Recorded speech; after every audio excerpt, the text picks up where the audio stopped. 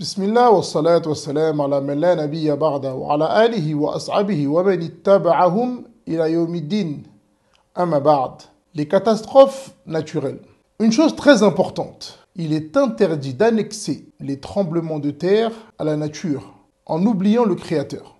Et ceci en réalité est du shirk. Et peut devenir du shirk majeur si on annexe cette catastrophe à la nature uniquement.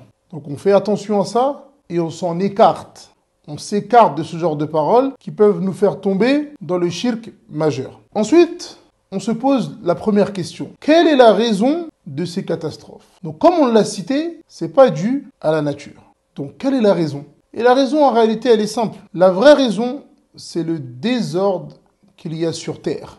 Que ce soit la mécréance, que ce soit l'innovation, que ce soit les péchés. Voilà les causes de ce qui se passe au jour d'aujourd'hui. Donc, lorsqu'on a compris que le réel problème vient de nous, maintenant on se pose une deuxième question. Que doit faire le croyant dans cette période? Et la réponse, elle est aussi simple. Il doit revenir à Allah. Il doit demander pardon pour ses péchés. Et il doit se repentir et se diriger vers son Seigneur comme Allah Ta'ala nous l'a ordonné. Et comment est-ce qu'il nous l'a ordonné? Avec le Coran, la Sunna, avec la compréhension de qui? Avec la compréhension du libraire ou du boulanger? Là, avec la compréhension des pieux prédécesseurs.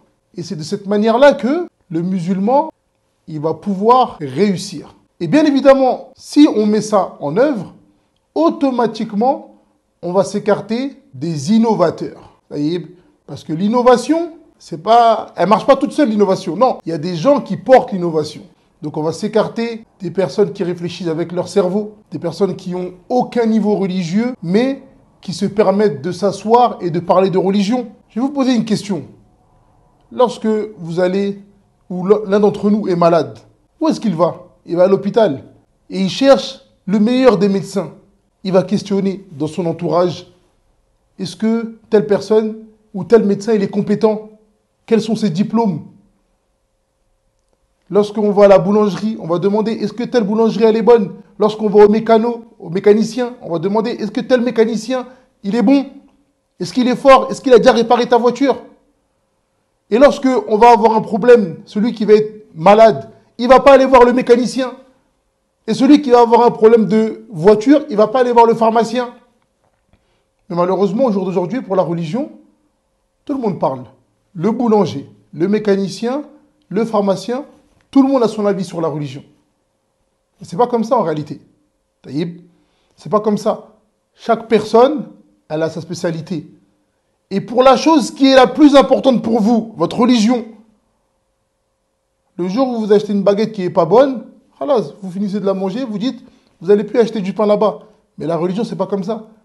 Le jour du jugement dernier, c'est le paradis ou c'est l'enfer. Donc faites attention de qui vous prenez votre science. Et pour revenir à ces catastrophes-là, le prophète alayhi salatu wassalam, nous dit dans un hadith, l'heure ne surviendra pas avant que la science ne disparaisse et avant que les séismes ne se multiplient. Et le temps, il va se contracter et les troubles vont apparaître et le meurtre va augmenter. Donc à chacun d'entre nous maintenant de se poser la question. Est-ce que ces signes-là, ils sont déjà arrivés? Il nous reste encore le temps de nous repentir.